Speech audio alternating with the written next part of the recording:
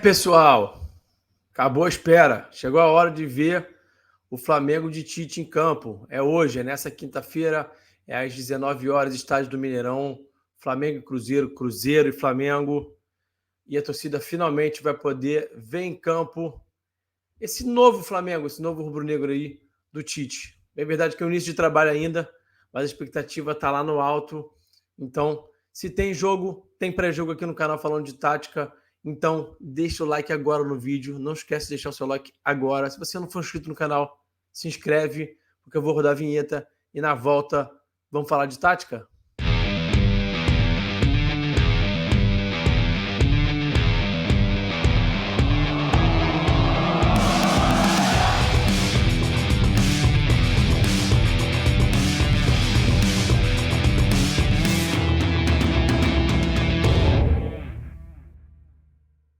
Aquele recadinho rápido e básico antes da gente ir para o conteúdo. Link na descrição para você poder adquirir o seu curso Sistemas Táticos do Laboratório do Futebol. Curso muito bom, curso muito barato, custo-benefício é sensacional. Não perde tempo, corre agora para adquirir o seu. Então, eu recomendo demais curso Sistemas Táticos para você conhecer tudo sobre cada um dos sistemas táticos, dos principais sistemas táticos aí que tem no futebol, tá bom? Então, link na descrição, corre agora, não perde tempo, fechado?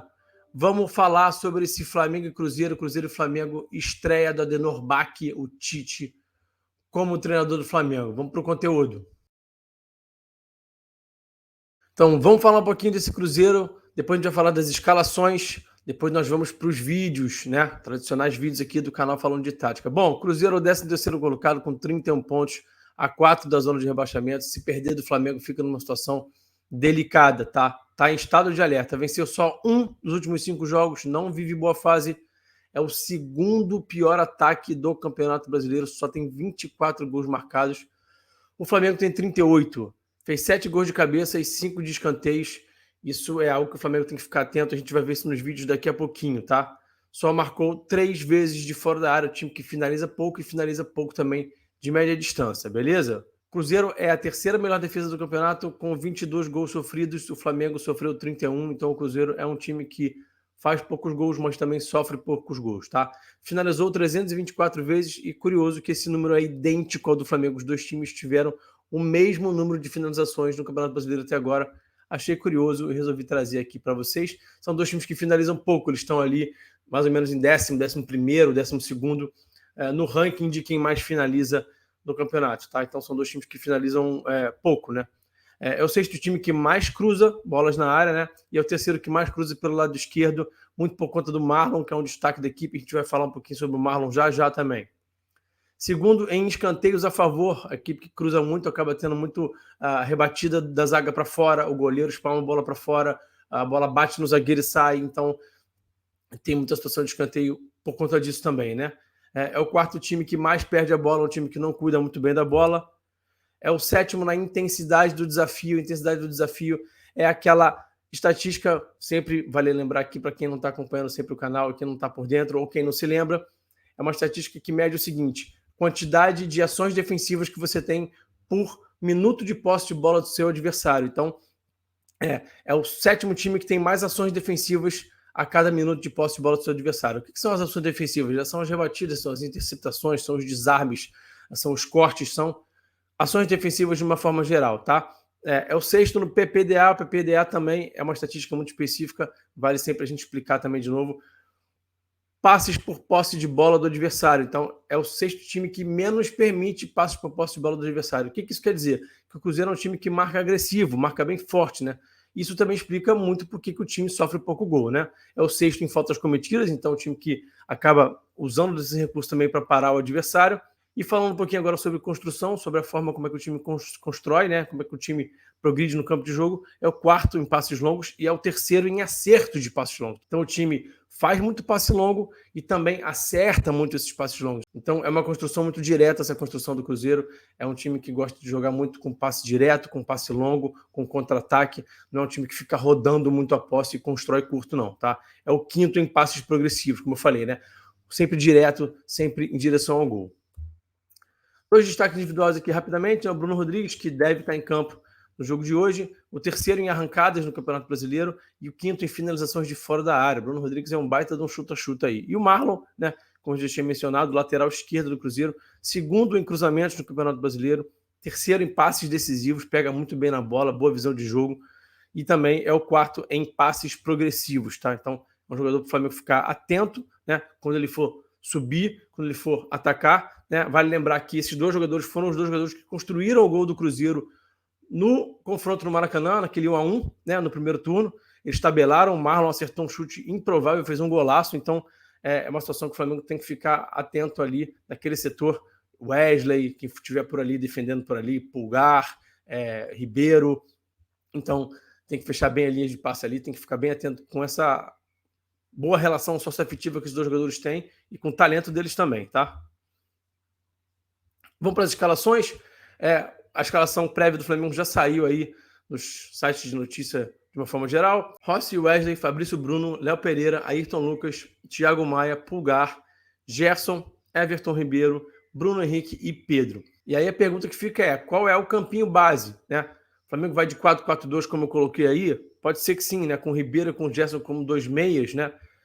E dando um pouco mais o corredor para os laterais. Pode ser que sim, Bruno Henrique um pouco mais dentro, mais próximo do Pedro. Existe essa possibilidade. Vamos falar aqui de todas as possibilidades aqui agora, tá? No campinho. O Flamengo também pode jogar nesse 4-2-3-1 aqui com o Bruno Henrique um pouco mais aberto, o Pedro sendo esse centroavante, né, mais avançado, né?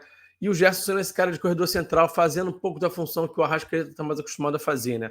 Essa formação não me agrada porque ofensivamente o Gerson não é um cara que entrega muito no entrelinhas, o jogo curto, né? E não resolve muito rápido as jogadas ali. Então não me agrada muito o Gerson muito em corredor central, tá? Esse para mim é o ponto negativo dessa formação desse 4-2-3-1 com o Gerson fazendo essa função, tá bom?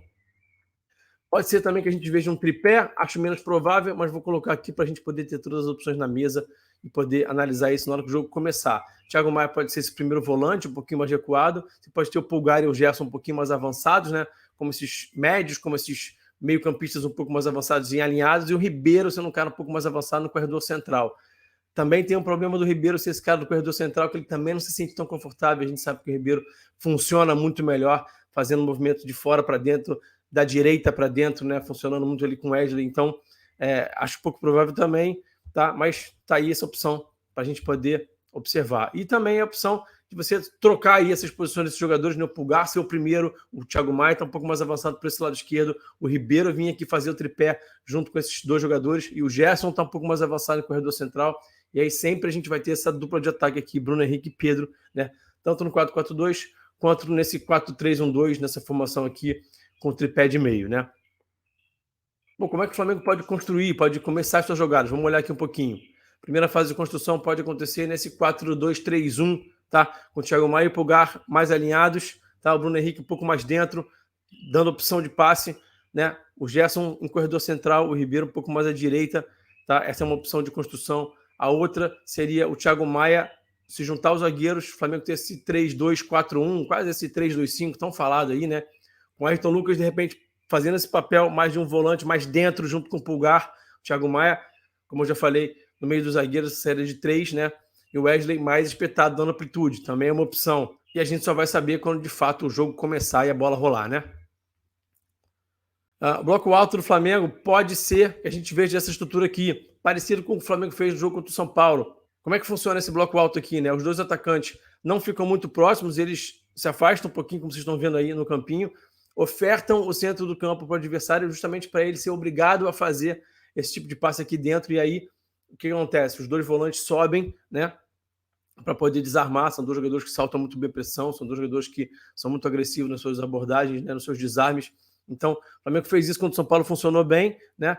Pode ser que a gente veja isso hoje. Talvez o Tite coloque um volante só, o Tite é mais cuidadoso, pode ser que ele coloque só o Maia saltando essa pressão e o Pulgar segura um pouquinho mais, porque é um cara um pouco mais alto, para poder defender a primeira bola, a bola longa, né? Então, aqui a gente vai ver o espaço que o Flamengo está ofertando para o seu adversário para poder forçá-lo a jogar por dentro como uma espécie de armadilha, né? E aí, como eu falei, né? Se ele adianta muitos dois volantes, a preocupação, né? A regra de ação precisa ser que quando a bola longa entre, quando haja uma bola longa, né? E o Cruzeiro gosta de jogar com essas bolas longas, eles voltem muito rápido, tá? precisam voltar rápido para poder disputar a segunda bola, para poder não deixar a defesa em inferioridade numérica. Isso é muito importante que aconteça, e a gente sabe que o Tite toma cuidado com isso, dá muita atenção para isso, então a gente pode ver isso acontecendo bastante. Os dois volantes com bastante senso de urgência, para na hora que a bola longa for feita, eles voltarem muito rápido para protegerem a zaga de uma forma geral e disputarem a segunda bola, a primeira bola, tá? O bloco baixo do Flamengo deve ser nessa estrutura aqui, de 4-4-2. O Gerson deve proteger o corredor lateral esquerdo, o Ribeiro o corredor lateral direito, o Bruno Henrique deve sobrar ali com o Pedro, Thiago Maia e Pulgar devem estar na frente da área, né? Que é recomendado, são dois jogadores que têm mais poder de marcação. Pode ser que a gente veja Thiago Maia e Gerson invertendo aqui, eventualmente, tá? Dependendo da circunstância, o Thiago protegendo esse corredor lateral e o Gerson um pouco mais centralizado. O Cruzeiro ainda está vivendo uma situação delicada, difícil, de tabela, de desempenho, está com muitos desfalques, tá? Então, a gente está vendo, inclusive, dúvidas aí na escalação, pode ser que venha o Matheus Vital, não se sabe. Então, o time está com desfalques. Por exemplo, o lateral direito, o William, que é um bom jogador, é um dos destaques do time. Então, a escalação deve ser Rafael, Palácios, Neres, Luciano Castan, Marlon, Matheus Jussa, Lucas Silva, Nicão, Matheus Vital ou Matheus Pereira, Arthur Gomes e Bruno Rodrigues fazendo centroavante, não fazendo esse atacante mais pela esquerda aqui, como ele costumava fazer, como ele fez contra o Flamengo no primeiro turno, né? Esse cara mais à esquerda vai ser o Arthur Gomes. Esse 4-2-3-1 aí do Zé Ricardo, ex-técnico do Flamengo, que está comandando o Cruzeiro e que vem sendo contestado lá, o time não deslancha, está vivendo um momento bastante difícil. Então vamos fazer o seguinte, vamos para o vídeo, vamos entender um pouquinho como é que esse Cruzeiro sofre gols, como é que o Flamengo pode fazer para machucar o Cruzeiro, onde é que está a vulnerabilidade do time do Zé Ricardo, e também vamos dar uma olhadinha como é que esse time do Cruzeiro é perigoso, como é que pode machucar o Flamengo, o que o Flamengo tem que fazer para não sofrer. Então, vamos nessa. Bom, vocês viram que eu falei que o Cruzeiro faz muito gol de cabeça e tem um número de gols de escanteio bem interessante, bem significativo, 5 gols de escanteio. Então, vamos dar uma olhadinha para essa jogada aérea do Cruzeiro aqui. O que me chama a atenção é o seguinte: a variedade das batidas. Então tem essa batida aqui do lado direito, de pé esquerdo, que teoricamente é mais fechada, é mais no primeiro pau, mas não, essa batida foi feita de pé esquerdo, mas foi mais aberta, pegando o Luciano Castan aqui, atacando essa bola, tá? Mais longe da baliza, né? Tirando, fazendo a curva longe. Então, muita variedade. Olha só esse lance aqui agora. Pé direito do lado esquerdo, bem fechadinho. Aí sim, né? Pé trocado, bem fechadinho, primeiro pau, né? E o gol sendo marcado. Aqui já é uma outra batida. Lado direito, pé aberto, batendo um pouco mais aberto. Olha só, a bola viajando um pouco mais. E uma segunda bola, né? Um passe, uma assistência de cabeça para uma bola no segundo pau, né? Então, muita variedade de jogada, tá? Então, foi algo que já acontecia no trabalho do Pepa e também segue acontecendo no trabalho do Zé Ricardo. Então, é uma situação que o Flamengo precisa ficar muito atento, mas a gente sabe que o Tite é muito cuidadoso com isso, treina bastante isso, falou que treinou bastante bola parada, né? Na entrevista dele anteontem, na apresentação dele no Flamengo.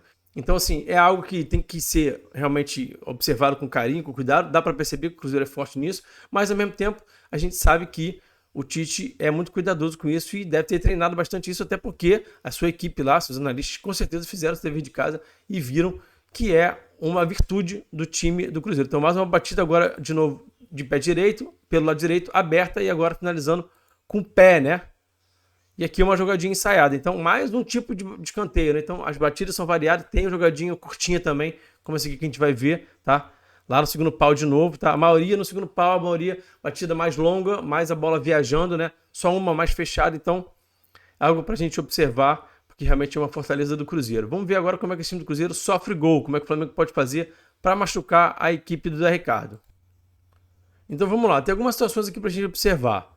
Primeiro, o Cruzeiro acaba ofertando muito os lados do campo para o adversário, né? Fecha bem o corredor central e oferta os lados do campo, né? Vem jogar aqui pelo lado que aqui você não vai se dar bem. Só que se você conseguir fazer esse movimento de fora para dentro e achar no entrelinhas, o Cruzeiro tem um pouco de dificuldade de defender esse setor de entrelinhas. Então aqui o Benítez dominando o entrelinhas, conseguindo girar e finalizar, tá? Então dá pra gente ver, por exemplo, o Flamengo conseguindo fazer isso com o Gerson, com o próprio Ribeiro, até com o Pedro também, né? Aqui um pivôzinho muito bem feito do Soares, que é um craque, né? Que a gente sabe, mas que a gente pode também imaginar o Pedro fazendo isso aqui também no entrelinhas, ó. Essa bola entrando no entrelinhas aqui, tá? Soares tocando de primeira. E a finalização aqui do Grêmio, tá? Outra situação que me chamou a atenção foi essa aqui, ó.